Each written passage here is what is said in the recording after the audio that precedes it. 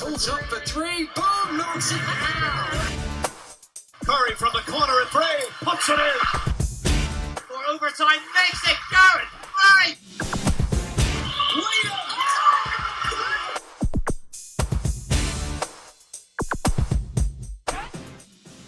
Welcome to the latest edition of the MVP Cast with myself, Mark Woods. My guest is one of the best players in this season's Women's British Basketball League, a forward for the Sheffield Hatters. Big time performance earlier this year in the WBBL Cup final.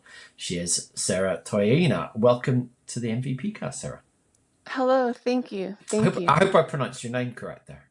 Yes, I've heard it all. I've heard probably a ton of pronunciations, but yes.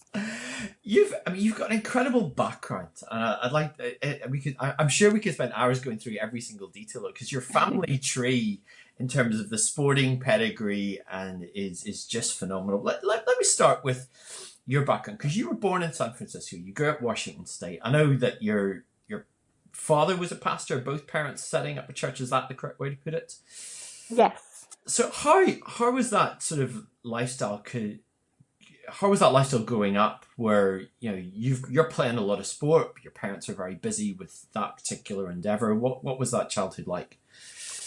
It was very busy. My parents never forced me to play a sport, and they never forced me to go to church. So they always let the decision be my own. And I remember missing some critical games to attend a church service because that is what I wanted. I was always a God-first child growing up, but they supported me as best as they could, whether ministry took over their schedule or if my sporting schedule was what was keeping them busy. They definitely gave 100% in anything I put forth. And I remember driving around 4 hours just for a basketball practice, and my parents would drive tirelessly and aimlessly just to get me there and back the next day for church. And so I'm thankful for them. And it was a bit of a hectic childhood, but I wouldn't change it for anything. Your dad's Samoan, and obviously the surname gives the Pacific Island heritage away to an extent, but you've got a tattoo on your left arm, if I'm correct in saying, which it reminds me a lot of tattoos that I've seen from Pacific Islanders. What's the connection you have back to that part of your heritage, including why did you get the tattoo? So the tattoo is definitely representing of my family, and not only my Samoan side, but I am also Hawaiian thanks to my mom. And so I was reluctantly given the chance to play basketball in Hawaii. So growing up, I was always playing in front of my family in Washington, and then Hawaii gave me an opportunity to play 4 years in front of a different side of my family. So it was like my home away from home, and like I would visit Hawaii almost every summer growing up, but being able to live there on my own and play basketball kind of gave it a different meaning. And to just represent an island while you're playing for UH, because there's no other college Division I team there, so we're technically representing the entire state of Hawaii.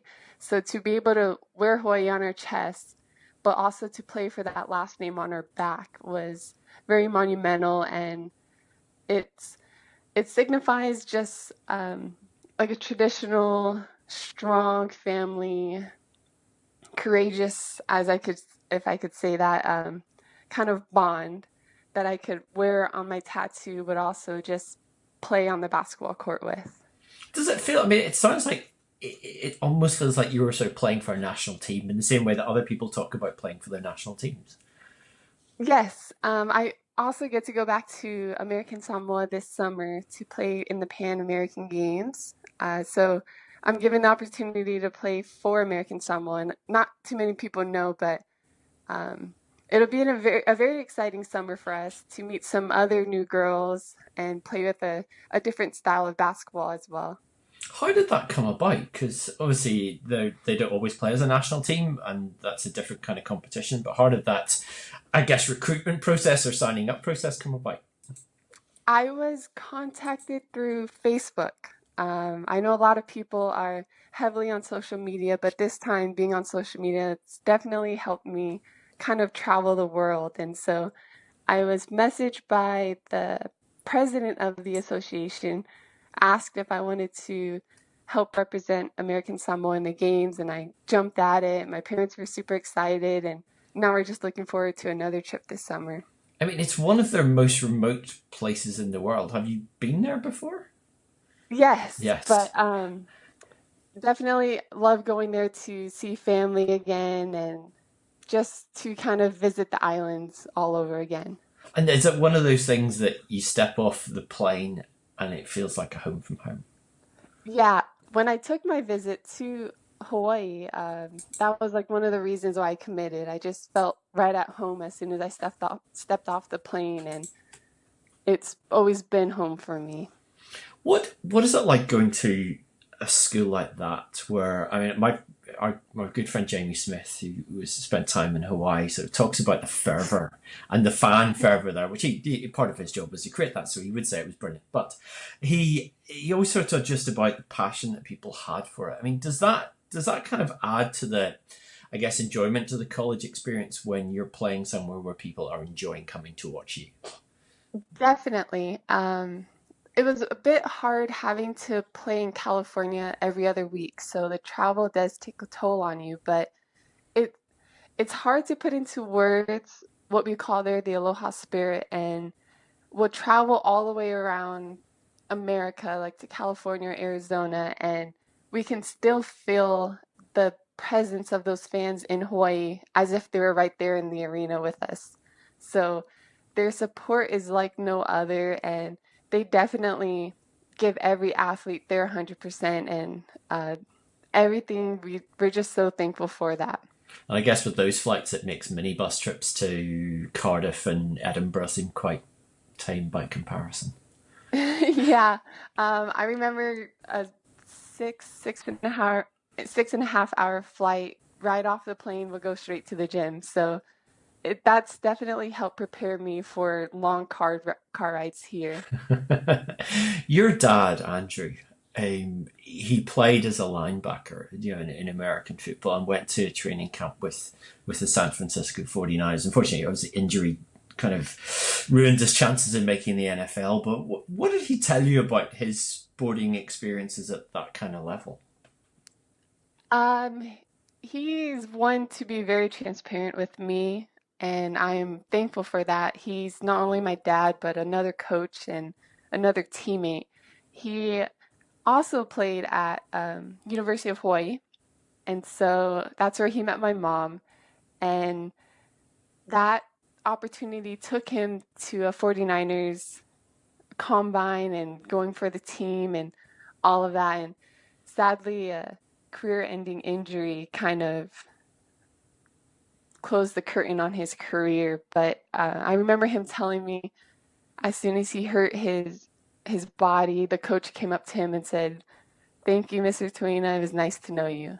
And so it kind of prepared me for the cutthroat kind of world professional sports could be, but he also let me learn from all his mistakes and everything that he's learned throughout his career. And so I've continued to take that with me and carry it on.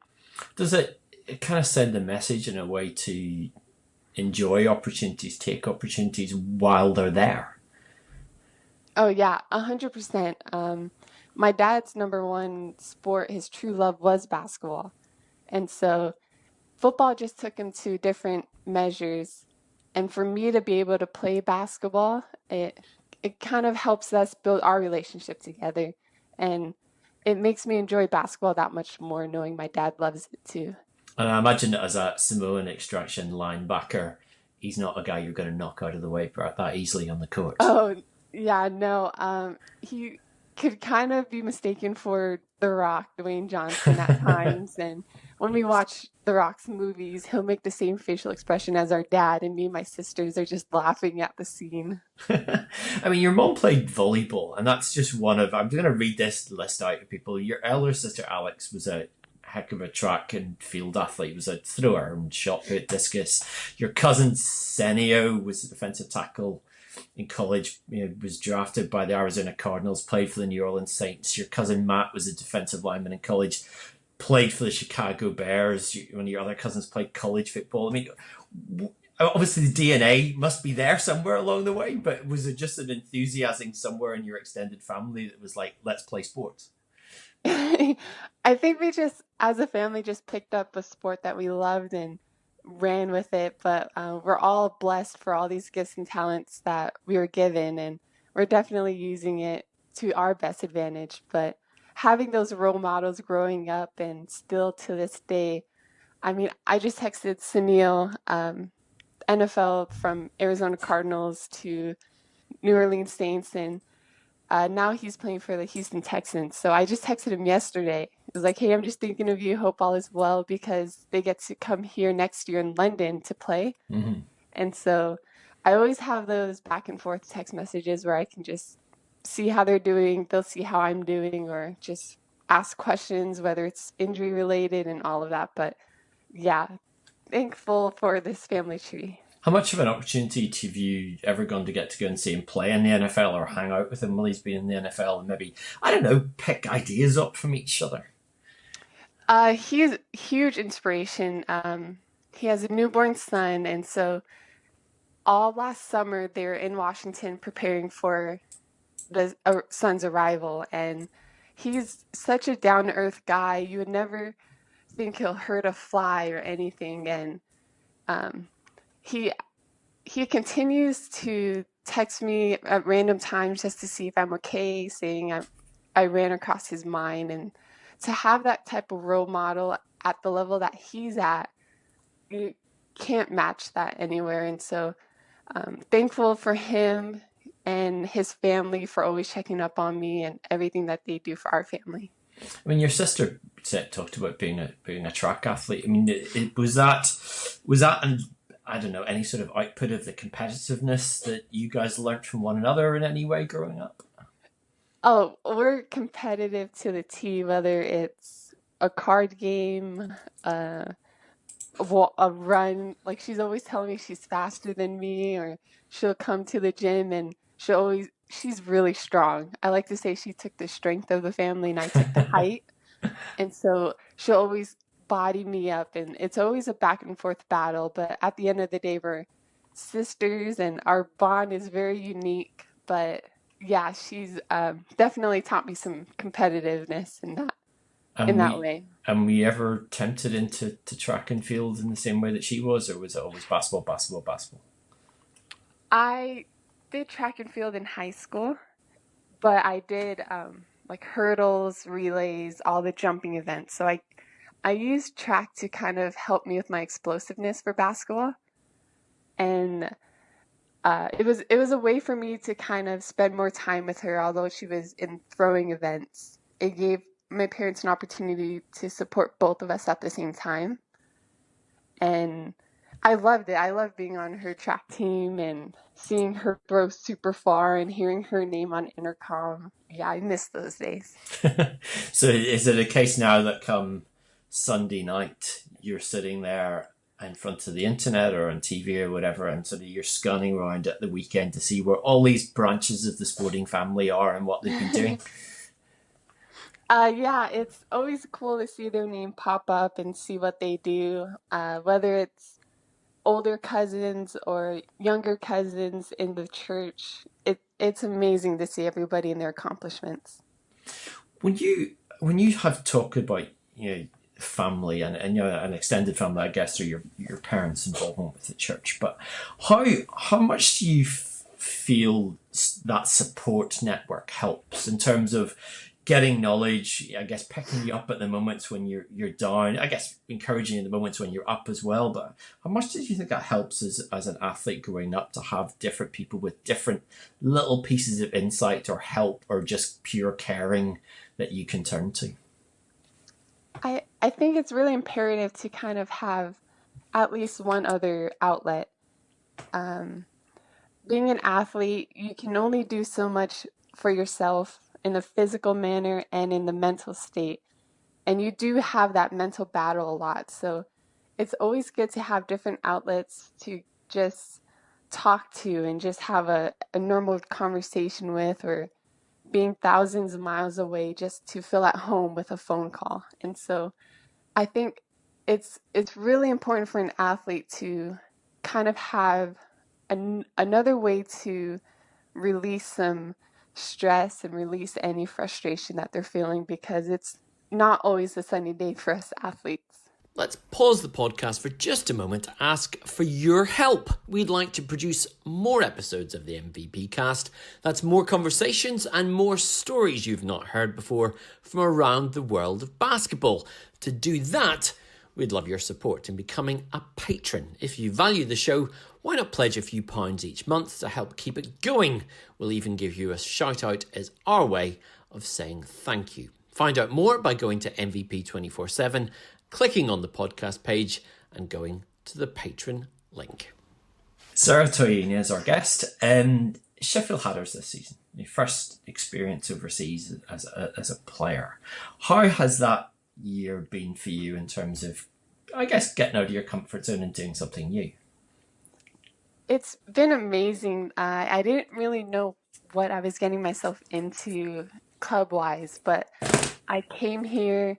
They welcomed me with open arms, and they're always there for me, whether I need something for on the court, like a knee brace or water. They're always there, like ready to help. And if it's off the court, if I'm not feeling well, everybody's like, all right, let us know if you need anything, soup or medicine. And so this organization and this club they're a blessing in disguise, really, for me to start my professional career.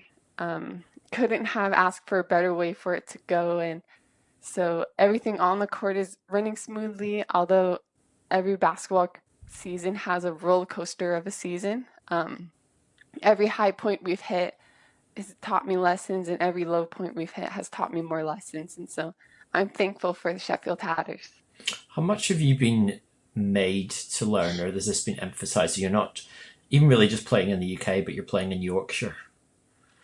Yeah, in my high school and college career, I played more of kind of like a guard position. And whether the matchup pertained to it, I would post up. And so coming out here, I'm more of a forward, or like a small centered at times. And it's definitely expanded my game, made me kind of work more in my post position, but also still perfect anything I can and learn anything I can for the guards. And it's opened my eyes to kind of what post players go through on a game-to-game basis. Do you think that sets you up well for future opportunities? Because obviously the game overseas is slightly different. Players, particularly American players coming into Europe, are expected to be impactful and adaptable, etc. I mean, has that been a useful kind of transition phase? Yeah, you always want to better your game for any sport or anything you do. And so coming out here, playing with the competitive league and all the well-coached players has definitely increased my competitiveness and made me want to get better as an individual as well. How much have you embraced life in South Yorkshire? I mean, the local delicacies, picked up the local slang. What's that been like as an educational experience? I probably haven't done as much kind of touristy actions, or just mingling or trying new things as a typical American might be doing. But my teammates definitely try to get me out the house a little bit here and there, and we'll do either lunch or dinner or catch a movie together.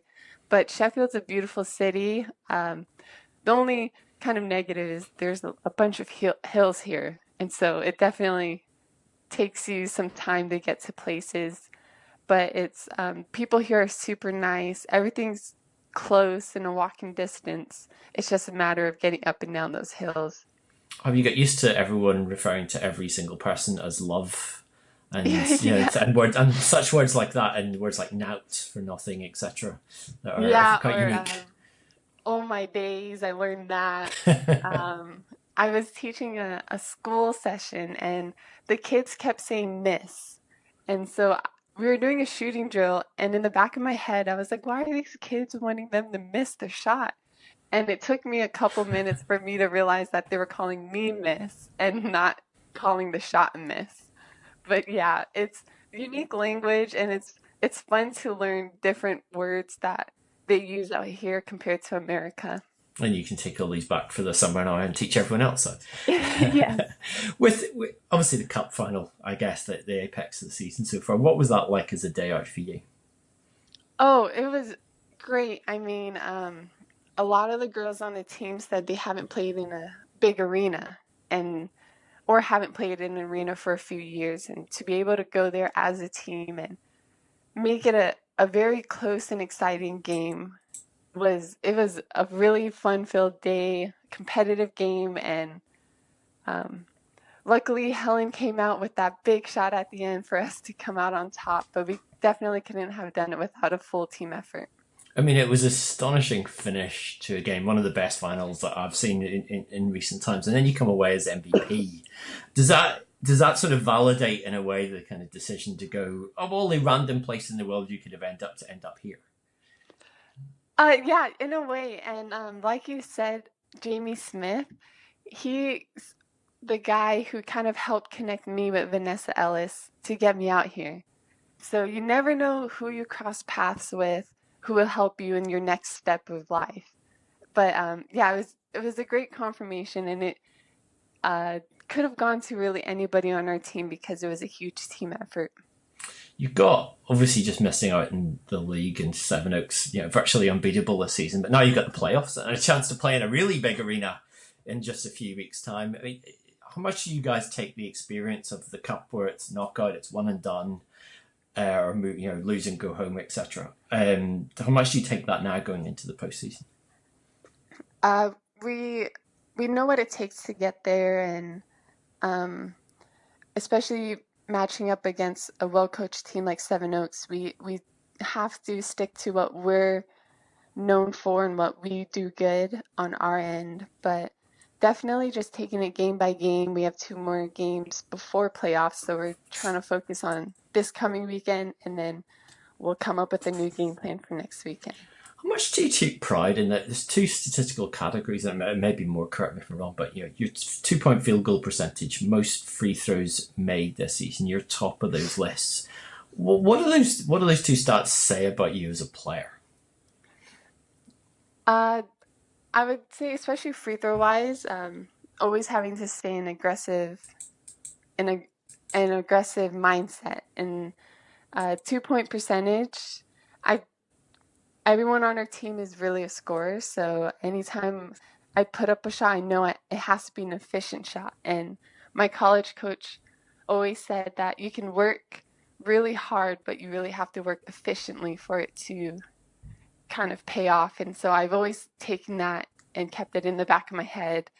But I mean, throughout college, I would always try to make it a point to get to the free throw line, because no matter what game, what time of the game it is, it's the same shot. Whereas in a basketball game, when it's live, the shot can always change. A defender can be somewhere else. And so I always try to focus at the line and get myself to the free throw line just to see the ball go in again. You go into the weekend, and WBBL stats are notoriously not always completely up to date, but according to the latest stats, your average for the season is 19.8. Is there any temptation to tell your teammates, throw me the ball, I want 40 points a game these last 2 games to get the 20-point average? No, not at all. I mean, like I said, we have multiple scorers, and so it kind of just play the game, and I just focus on having fun and enjoying the 40 minutes out there rather than worrying about any scores or statistics. But it'd be nice to get 20. It would be nice. Off the court, you're a bit of a budding artist, I understand. Yeah, I mean, I love to paint or do anything artistic wise. I'm not like a Picasso or anything, but I like to use the creative side of my brain and give it a different outlet than just playing basketball. But they're not too bad of a painting, I would say, because my mom keeps some of them up in the house. But We'll see if I can come up with anything else in the future. How would you describe your style, your oeuvre? I feel like it would kind of depend on the mood. I like to do a lot of scenery pictures, or I painted kind of this really cool, colorful lion, and so it kind of depends what mood I'm in, or if I see anything that inspires me that day. And what's the painting that you're most proud of? Tell us about it. The painting I'm most proud of, I would say for my sister's bridal shower, I got to make kind of like a multiple canvas. It was a flamingo themed shower, and so I made these huge flamingos and leaves, like tropical leaves, all behind it. And I was really excited because she actually put it up for the party, and knowing my sister, if she doesn't like it, she won't put it up. So it kind of made me feel really good about myself. And have you taken the chance to go out in the dales of Yorkshire, pick the scenery in the UK to get some new inspiration? Yes, I've been to one here in Sheffield on my own on one of the off days, kind of just walked through it. And it's really cool how just looking at one painting, multiple people can come up with different meanings. And so I like that about art. It's obviously always the end of the season, and then thoughts as a professional player talk to next season. Have you thought about, do you wish to stay in Sheffield? Would you want to try your luck in a different league? What's the thinking at this point?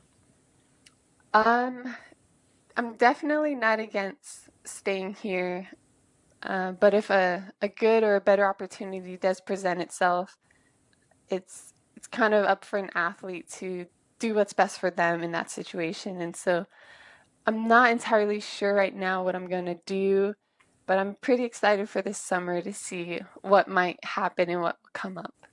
But how will you spend the summer? Is it workouts? Is it doing coaching gigs? Or what will the summer consist of, other than probably going to lying on a really nice beach and making everyone back in Sheffield feel insanely jealous? Definitely going to go home back to Washington State to spend some time with my family and kind of just have that at-home feeling, recover from this season, and then definitely going to get back in the gym and working out and perfecting or bettering my game in ways that I can't do during season. And then come July, I'll be in Hawaii for a little bit to fly to Samoa.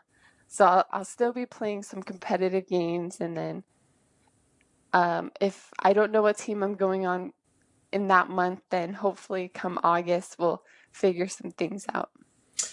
Last thing, we're heading into Easter weekend as we record this, and in America you don't have Easter eggs. What's your take on this quite uniquely British concept?